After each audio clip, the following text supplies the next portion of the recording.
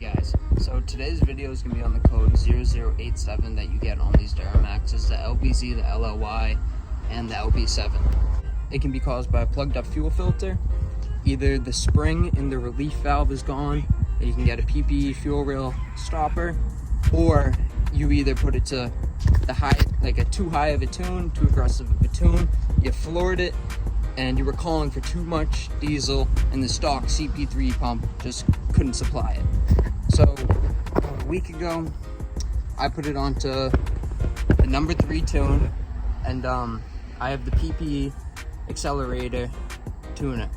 My truck is almost bone stock, except for like the PPE fuel rail stopper. I did that a while ago, and so I put it to 3, and I'm getting on the highway, and I floored it. I did a complete launch, and about 75 miles per hour, I'm still floored. It went into limp mode. It was and the code was 0087, the low fuel rail. I thought it was because I put it on too high of a tune, so I came home and I put it back on the stock tune. Now I went away for a week and a half. I just got home yesterday. I was driving around and I floored it again at night. I didn't even hold it that long, and boom, again, went into limp mode, and I got the code 0087. So now I'm just gonna replace the fuel filter and hope that it's that. And that's what this video is gonna be on, how to change the fuel filter on a LBZ, LOY, and an LB7. So yeah. So the first step you're gonna wanna do is removing the wheel well liner so you can get access to the fuel filter. Use how dirty it is, but you're gonna be wanting to take off this wheel liner. I did a nice trim job, so I have a screw right here, but other than that, it should be just plastic clips all throughout it. Sometimes there's wires clipped into here. Push that out and make sure you do not rip the wire. I made that mistake, but this is the filter we're gonna be getting out right there. All right, so once you have this wheel liner off, you're gonna wanna get in here and disconnect this clip right here first. You're just gonna use a flathead and push in right here at the bottom of it.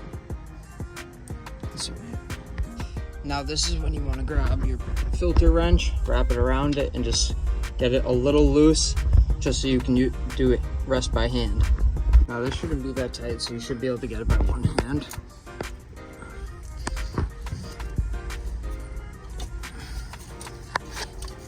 Yeah, do it a few times. See, now it's pretty loose. You should be able to do the rest by hand. Now, just like that. Just kind of want to slowly do it because it's filled with diesel.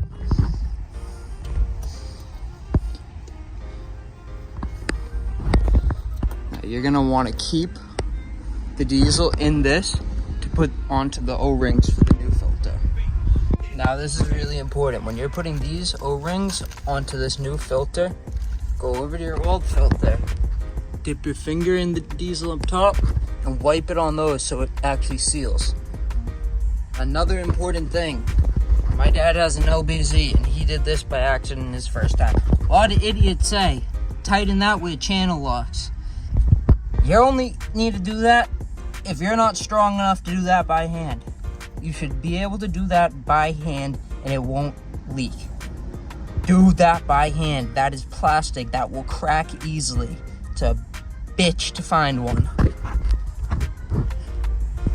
And you just don't need to be creating more work for yourself. So just do this. Now getting the new one in there can be a little tricky, just threading it on. So what I do is, I'm small, I can crawl into my wheel well, even with these big old 22s.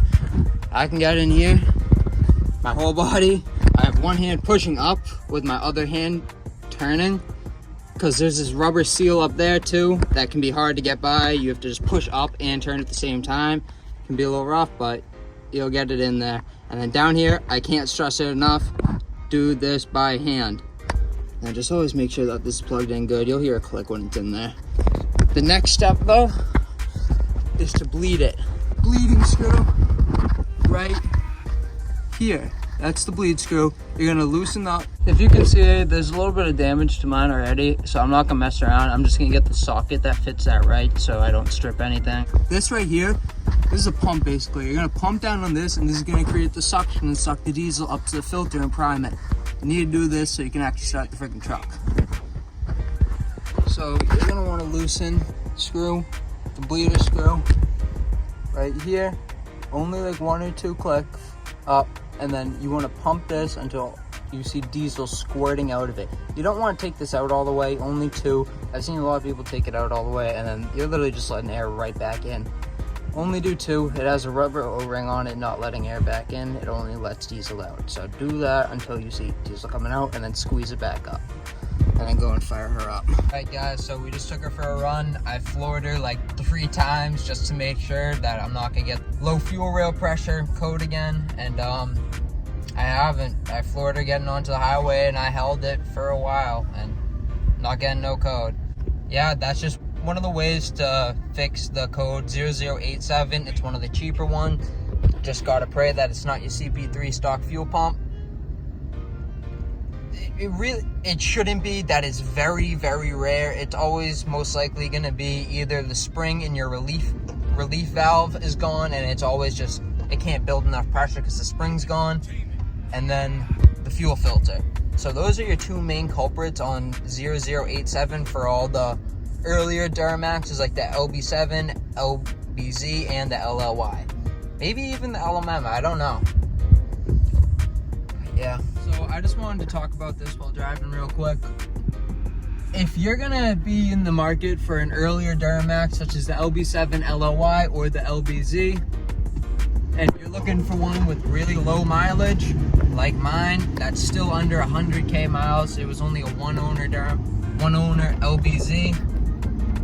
The trucks definitely did sit for a while. There's no getting around it. They're a 20-year-old truck, and if they're that low of mileage, then they sat. There's nothing around it. They sat. And when diesels sit, there's a bacteria that can grow in them. When you're in the market for an earlier Duramax, such as the LB7 LLY or the LBZ, and you're looking for one with super low on the odometer, but don't trust it on these old Duramaxes. Always run the cleaner, the bacteria killer through your tank, and the injector cleaner through. That's why I always, I go through these filters like nothing, but it makes sure that everything's clean and I'm not gonna fuck up an injector. And injectors are expensive and a big job.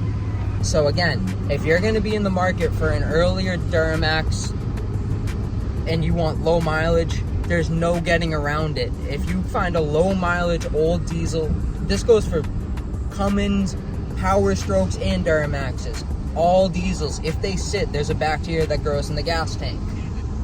You have to put the bacteria killer in it and the injector cleaner. You're gonna go through fuel filters like a motherfucker, and you're gonna keep getting the low fuel rail. You're gonna get problems like that. I had one time where my truck wouldn't even start because of it. The filter got so clogged up. I had to literally stand there and pump it by hand to break the seal. So that's really gonna be it. That was my fix for the code 0087. But again, I just want to make a big point on this. If you're gonna be buying an older Duramax diesel of any kind, you're gonna want the low mileage ones, but they definitely sat. There's no getting around it. And if they sit, there's a bacteria that grows in the gas tank. A bacteria can clog up your fuel filter, your fuel lines, and it's really bad for your injector if it gets in there. It'll be a big job and a costly job. So just try and make sure that doesn't happen.